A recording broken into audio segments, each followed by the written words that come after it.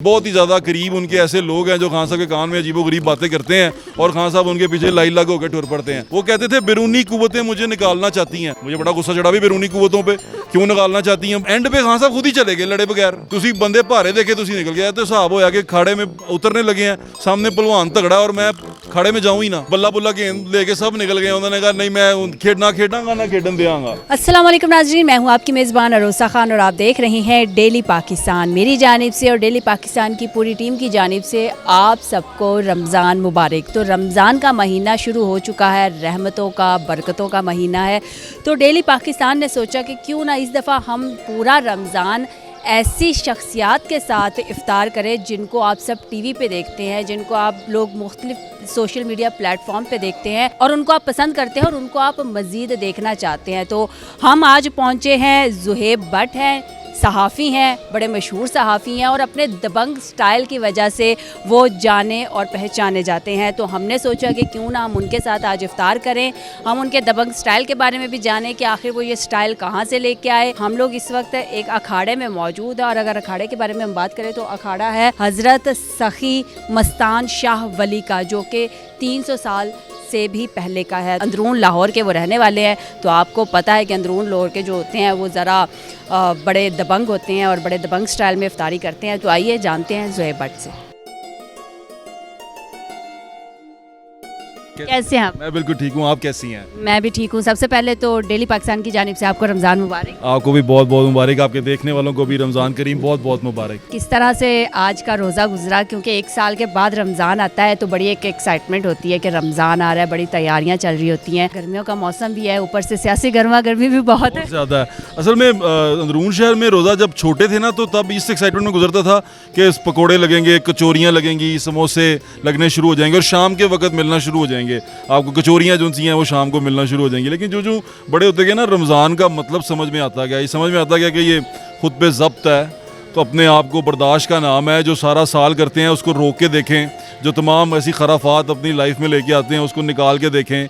खाने जिस तरह पेट का एक फाका होता है ना कि पेट में नहीं डालना, आपने खाना नहीं डालना, उसने आपने अपनी रूह में भी आपने कोई ऐसी चीज़ नहीं डालनी, अपने किरदार में ऐसी चीज़ नहीं डालनी जो अल्लाह ताला को और उसके रसूल को पसंद नहीं है। अंदरून शहर के आप रहने वाले हैं, यहीं पे आपकी पैदाइश हुई, यहीं पे बड़े हुए, तालीम हासिल की और आजकल माशाल्लाह से आप एक नामवर सहाफ़ी हैं। क्या तैयारियां होती हैं आपकी इफ्तारी में और सहरी में? शहरी में सबसे पहले दही ढूंढने का प्रोसेस चलता है, लेकिन दही यहाँ बड़ी अच्छी मिल जाती है शहर में। दही सबसे अहम चीज़ होती है। दही के बाद अफ्तारी में सबसे अहम चीज़ ये होती है कि आप बादाम रगड़ लें। वो हमारा भाई बैठा हुआ है, बादाम रगड़ रहा है और वो रगड़ा है, उसके बाद वो उसमें सारे असल लवाजमत डालेंगे। आपका पहलवानी से कितना रिश्ता है, कितना पुराना ताल्लुक है?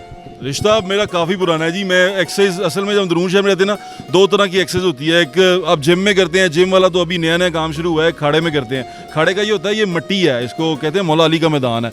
इसमें आप उसमें जूती पहन के अंदर नहीं जाते। ये इस खाड़े की सैंक्टिटी है, इसका एहतराम है कि यहाँ आप जूती पहन के जाते हो कि इसके अंदर से आपको ना फैज़ ही मिलता है। इसके अंदर से सिर्फ आपको सेहत ही मिलेगी। ये मिट्टी है ना, हम खुद मिट्टी के बने हुए हैं, तो मिट्टी में रहेंगे तो आपको इससे फैज़ ही मिलेगा, इससे आपको सेहत ही मिलेगी। तो गर्मियों में कोशिश होती है कि आप यहाँ पर आएँ और यहाँ पर आके जो सा है ना अपनी जो सारे दिन की थकन है वो भी उतारें। वो जब आप ट्यूबवेल ऊपर लगा हुआ है, नलका लगा हुआ, जब पानी गिरता है ना मिट्टी से जाते हैं तो सारी थकन सब उतर जाती है। और उसके बाद जब उसके 2 गिलास पीते हैं आप सब बादामों के, अब यस हो जाते हैं। मतलब कि अभी वो जो पीछे सरदाई बन रही है, आपकी पर्सनालिटी का राज ये सरदाई है। दसो जी। इनकी सेहत का राज और इनका नाम सारा कुछ है ना सरदाई में तो है, मगर असल इनकी राज ये है कि इनसे लोग बहुत प्यार करते हैं। आप भी रहे हैं पहलवानी के मैदान में, फिर सहाफ़त में कहाँ से आ गए?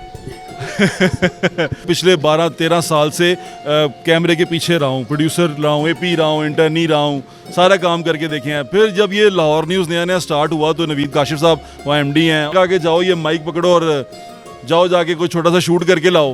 वो हम शूट करके लाए, बना के लाए। मियाँ साहब ने देखा, उन्होंने कहा ये तो बड़ा मज़ेदार बना, तो तुम प्रोग्राम करोगे, तो तुम एंकर एक प्रोग्राम के खुद ही हो। फिर चलना तो चलना, लोगों ने बड़ा प्यार दिया, लोगों की बड़ी मेहरबानी है। लाहौर शहर ने बड़ा प्यार दिया, अंदरून शहर ने मुझे बहुत प्यार दिया, मैं इसका बड़ा शुक्रगुजार हूँ। और अब समा में हूँ तो समा में पूरा पाकिस्तान प्यार देता है। मैं बड़ा शुक्रगुजार हूँ सबका, देखने वालों का, कि वो इतना प्यार करते हैं। पसंद किया जाता है आपके बोलने के स्टाइल को, जो कि उर्दू है भी नहीं, एक एक्सेंट भी नहीं है, तो क्या वजह है? लोग किस बारे में, किस चीज़ की वजह से? एक दबंग स्टाइल तो आपका है ही, तो पसंद किस वजह से करते हैं? ये असल में लोग मुझे नहीं पसंद करते, ये लाहौर को पसंद करते हैं। मैं ज़ुहैब भट्ट हूँ, मैं लाहौर हूँ। लाहौर से प्यार करने वाले जो जहाँ दुनिया में बैठे हुए हैं वो लाहौर से प्यार करेंगे, और जब वो मुझे देखते हैं उनको ऐसा लगता है कि लाहौर ऐसा ही है। हम साफ लोग हैं, साफ बात करते हैं, अच्छी प्यारी सुथरी सीधी बात, क्या कहते हैं, घुमाना फिराना, लच्छे देना, लच्छेदार बात नहीं होती यहाँ पे, सीधी बात होती है कि ये है ये नहीं है, तो यही चलता है। और जहाँ तक रही बात एंकर के एक्सेंट की, एक्सेंट मैंने बड़ी कोशिश करके ठीक किया था लेकिन जब मैं टीवी पे आया तो जब मैं एक्सेंट ठीक करता था तो लोग सही तरह समझते नहीं थे, लेकिन जो मैं अपने तरीके ना बोलता सी, लोग कहते हैं हुन सही बोल रहे हैं। जब भी पाकिस्तान में कोई सियासी गहमा गहमी चल रही होती है तो आपको भी बहुत ज़्यादा ट्रोल किया जाता है। प्रोग्राम को छोड़ देते हैं, हम एक ट्वीट की बात कर लेते हैं। अगर वो नून लीग के खिलाफ ट्वीट करता है तो वो कहते हैं कि ये पीटीआई का है, पीटीआई के खिलाफ ट्वीट करता है तो वो कहते हैं ये नून लीग का है। इसी तरह आपको भी बहुत ज़्यादा ट्रोल किया जाता है। देखिए, मैं तो खान साहब का बड़ा चाहने वाला हूँ, मुझे बड़े पसंद है इमरान खान साहब। चाचू मेरे को नहीं पसंद मुझे पसंद है, मैं इसलिए पसंद है कि खान साहब ने एक बात की है, उन्होंने कहा न्यूट्रल शूट्रल कुछ नहीं होता, आप अच्छाई के साथ होते हैं। देखें, इतना शऊर तो हमें है ना पढ़ लिख के, कि मुल्क के लिए अच्छी चीज़ क्या है, मुल्क के लिए क्या चीज़ बेहतर है, कौन सा शख्स मुल्क के लिए बेहतर है, तो मैं उसके साथ होऊंगा, तो मैं उसके साथ हूँ। बाकी खान साहब जो अब कर रहे हैं, जिस तरह के कदम उठा रहे हैं, उसमें मुझे लगता है कि खान साहब को मिसगाइड किया जा रहा है। कोई बहुत ही ज़्यादा करीब उनके ऐसे लोग हैं जो खान साहब के कान में अजीबो गरीब बातें करते हैं, और खान साहब उनके पीछे लाई लग होकर टुर पड़ते हैं। अभी हुकूमत तहलील की हैं, वो कहते थे बैरूनी कुव्वतें मुझे निकालना चाहती हैं। मुझे बड़ा गुस्सा चढ़ा भी बैरूनी कुव्वतों पे, क्यों निकालना चाहती हैं खान साहब को। तो एंड पे खान साहब खुद ही चले गए लड़े बगैर, आखिरी बॉल तक लड़ूंगा बगैर लड़े चले गए। ये ज्यादती है यार, लड़ो तो सही, तो असैम्बली जाके एक दफ़ा लड़ो तो सही, सामने तो खलोवो। तुसी बंदे भारे देखे तुसी निकल गया, तो हिसाब होया कि खाड़े में उतरने लगे हैं, सामने पहलवान तगड़ा और मैं खाड़े में जाऊँ ही ना। नहीं तो ये तो वो वैसे भी ट्रोलिंग हो रही है, वो कह रहे हैं वो तो विकेट ही उखाड़ के ले लै बल्ला बुल्ला गेंद लेके सब निकल गए। उन्होंने कहा नहीं मैं खेडांगा ना खेडन देंगा। तो ये सिचुएशन चल रही है। ट्रोलिंग जहाँ तक रही बात, मैं सोशल मीडिया को ज़्यादा सीरियसली नहीं लेता, क्योंकि वहाँ तो पता नहीं फेक अकाउंट्स हैं, पता नहीं कौन है, डैडी की परी, पापा की प्रिंसेस, काफ़ी सारी हैं। तो उनको फिर मैं क्या जवाब दूं, उनको क्या बोले, तो उसको छोड़ देते हैं। फेक अकाउंट है, एक अकाउंट से 10-10 बंदा कर रहा है, तो बंदा उन्हें कुछ नहीं कहता। हाँ, मुंह पे अगर बात करे तो बंदा उसको जवाब भी दे। माशाल्लाह से सुनने में आया कि आप उम्रे पे जा रहे हैं। हाँ जी, अल्हम्दुलिल्लाह, अल्लाह ताला का बड़ा करम है। ये तो उसकी ज़ात का की मेहरबानी है कि सरकार के दर पे बुलाया है कि हम वहाँ पे जा रहे हैं। ये बुलावा होता है जी, ये तो इंसान के बस में नहीं होता कि अल्लाह ताला ने करम कर दिया है, सरकार का बुलावा आ गया और हम जा रहे हैं। अल्लाह ताला की मेहरबानी है, बड़े ख़ास करम है मेरे पे। आखिर पे क्या कहना चाहेंगे नाज़रीन?